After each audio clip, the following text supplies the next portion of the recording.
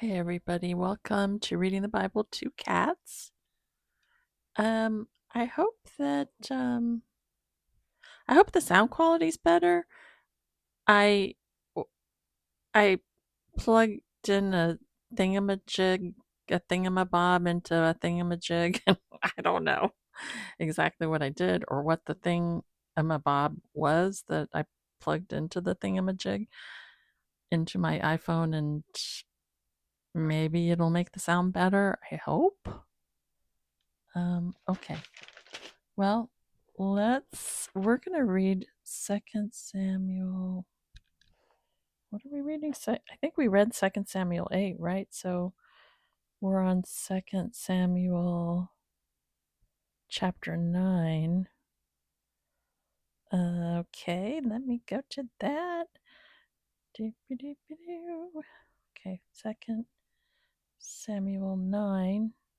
Oh, yeah, that's what we're reading. Let's just pounce on it. Okay. Let us begin. 2 Samuel 9, the NIV. David asked, "Is there anyone still left of the house of Saul to whom I can show kindness for Jonathan's sake?" Now there was a servant of Saul's household named Ziba. They summoned him to appear before David, and the king said to him, "Are you Ziba?" "At your service," he replied. The king asked, "Is there no one still alive from the house of Saul to whom I can show God's kindness?" Ziba answered the king, "There is still a son of Jonathan. He is lame in both feet." "Where is he?" the king asked. Ziba answered, "He is at the house of Machir, son of Amiel, in Lo Debar." So King David had him brought from Lo Debar, from the house of Machir, son of Amiel. When Mephibosheth, son of Jonathan, the son of Saul, came to David, he bowed down to pay him honor.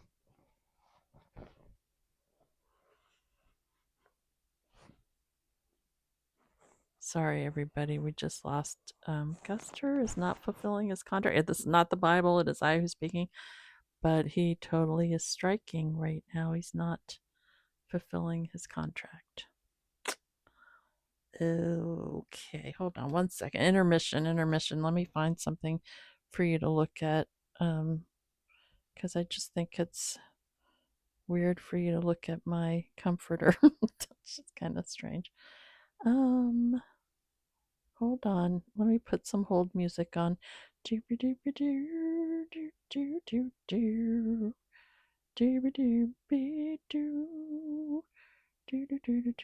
moment, please. Okay,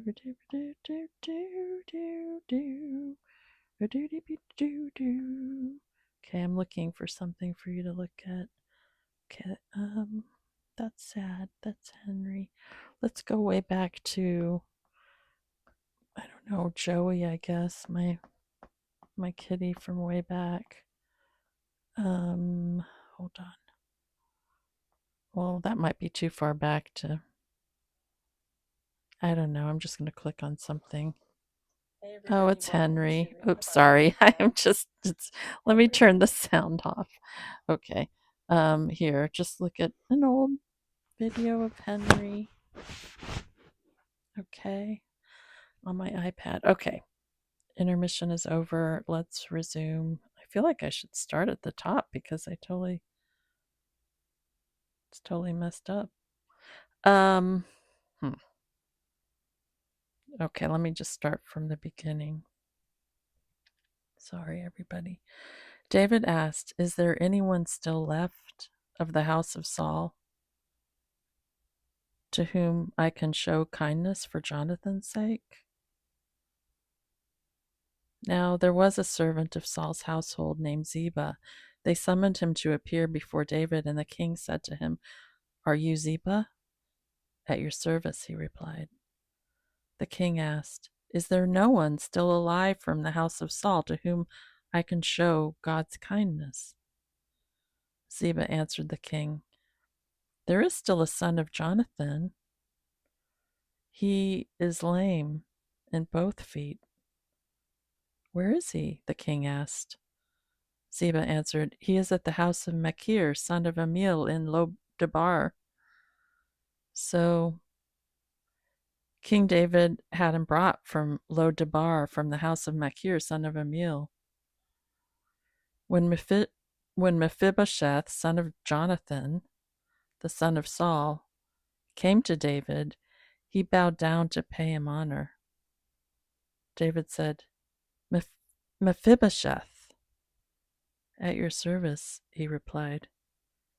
"Don't be afraid," David said to him, "for I will surely show you kindness for the sake of your father Jonathan. I will restore to you all the land that belonged to your grandfather Saul, and you will always eat at my table." Mephibosheth bowed down and said, "What is your servant that you should notice a dead dog like me?" Then the king summoned Ziba, Saul's steward, and said to him, "I have given your master's grandson everything that belonged to Saul and his family. You and your sons—" Oh, sorry, everybody, I lost my place because it is I who's speaking, not the Bible, because Guster distracted me. Where was I? Okay, take it from verse 9 again. Then the king summoned Ziba, Saul's steward, and said to him, "I have given your master's grandson everything that belonged to Saul and his family. You and your sons and your servants are to farm the land for him and bring in the crops so that your master's grandson may be provided for. And Mephibosheth, the grandson of your master, will always eat at my table." Now Ziba had 15 sons and 20 servants. Then Ziba said to the king, "Your servant will do whatever my lord the king commands his servant to do." So Mephibosheth ate at David's table like one of the king's sons. Mephibosheth had a young son named Micah, and all the members of Ziba's household were servants of Mephibosheth. And Mephibosheth lived in Jerusalem because he always ate at the king's table. He was lame in both feet. Okay, everybody, that's the end of 2 Samuel 9. Did we read 2 Samuel 8? I hope. Because that's where let me just go back to 2 Samuel 8, because that's where we learn that Mephibosheth had an accident. Oh, wait a minute. Where did we see that? Well, I guess,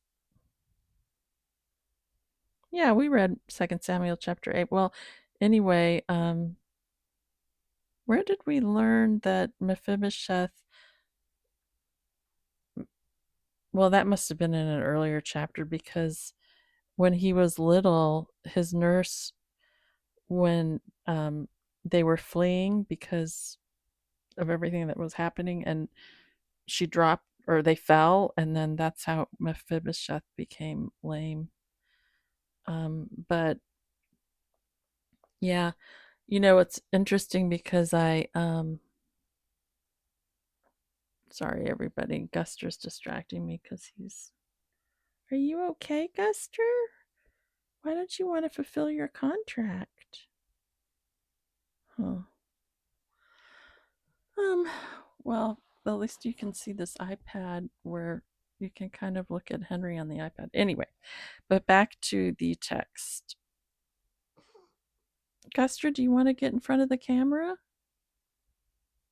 Huh? You're not fulfilling your contract. Oh, well, maybe he will, maybe he won't.